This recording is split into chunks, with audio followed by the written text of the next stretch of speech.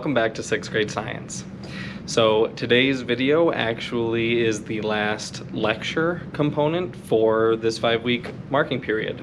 This one went pretty quick. So today we are going to be covering Working Machines Part 3. We've already covered a little bit of what simple machines are, briefly touched on compound machines, and now we're going to talk specific simple machines. Or rather, continue talking about simple machines and specific ones, because we've already covered inclined plane and wedge. First up is the screw. Just like the wedge, the screw is a version of an inclined plane. A screw, technically speaking, is a simple machine that is made up of an inclined plane that's wrapped around a central cylinder. This causes objects to move to a greater depth or a higher elevation. And it does this by increasing the amount of force that is output. So you put in a certain amount of input force and the output force is much greater. You're actually applying the force to the screw by turning it, and then in turn, the screw is applying a much greater output force onto the object. If you're building a deck, you, or probably a drill, would be applying the force to the screw, and then the screw would be applying the force to the deck that you're building. The mechanical advantage of a screw is greater than 1 because your output force is much greater than your input force. The next type of simple machine that we're going to talk about is the lever. A lever consists of a bar that rotates around a fixed point. And what's a fixed point? Well, a fixed point is a particular spot, and when talking about levers, the fixed point is known as the fulcrum. We've talked about how input and output forces vary depending on the type of machine. And up until now, they've kind of been, well, it's either this or this. But with levers, it depends on a few factors. How a lever changes force depends on where the input force is, where the output force is, and where the fulcrum is. So that being said, there's 3 different types of levers. The first type is the first class lever. This is where your fulcrum is in between the input force and the output force. Now, this doesn't mean that the fulcrum has to be in the dead center between the 2 items. It just has to be somewhere between. So in some instances, the input force could be here, your fulcrum could be here, or here, or here. Same for the output force. If your output force is here, your fulcrum could be here, here, or here. It doesn't matter where it is as long as it's between the input force and the output force. Now, the mechanical advantage is going to vary for this first class lever. If the fulcrum is dead center between the input force and the output force, your mechanical advantage is going to be 1, and it's going to result in a change in the direction of the force. If your fulcrum is closer to the input force than the output force, your ideal mechanical advantage is going to be less than 1, and it will change the direction of the force. If your fulcrum is closer to the output force than the input force, your ideal mechanical advantage is going to be greater than 1, and it will change the direction of the force. A good example of a first class lever is a seesaw. You have the part in the middle, and then the part where people sit on either side. Just like we have a first class lever, we have a second class lever. A second class lever is where the output force is between the input force and the fulcrum.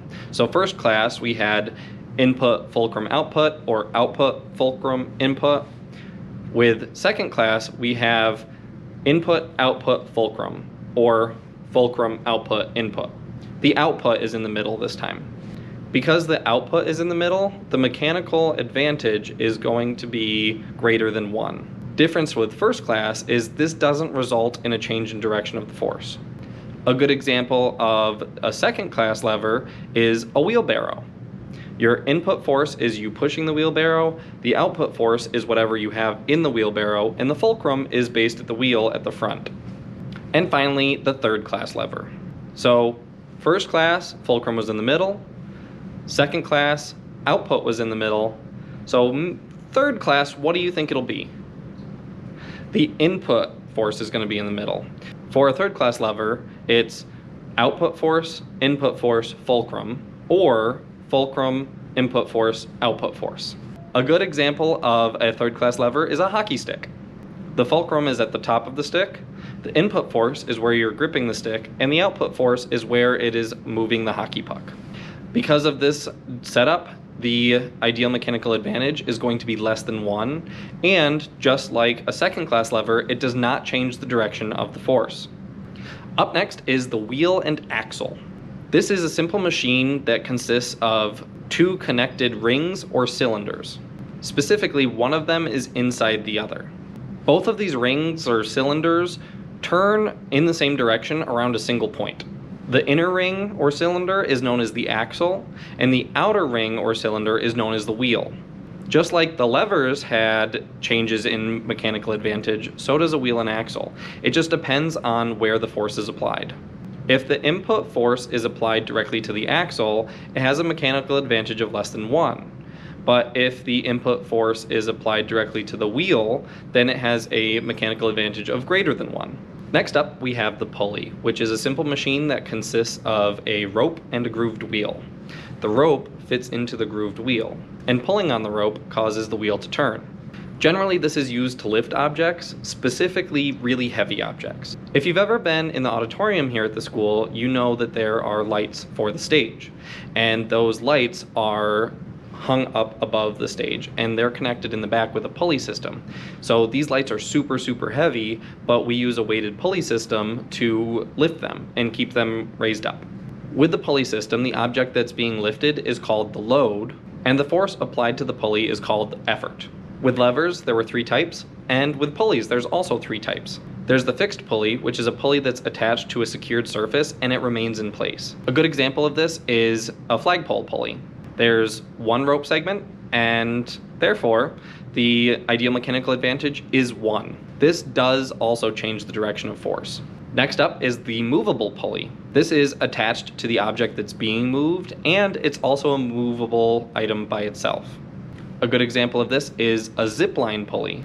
If you've never been ziplining, you get attached to a harness, and there is a cable that spans a distance. Typically, it's kind of like a canyon-esque thing, and you attach your harness to the zip line and you zip across. The pulley that zips you across moves you from point A to point B, but it's moving with you.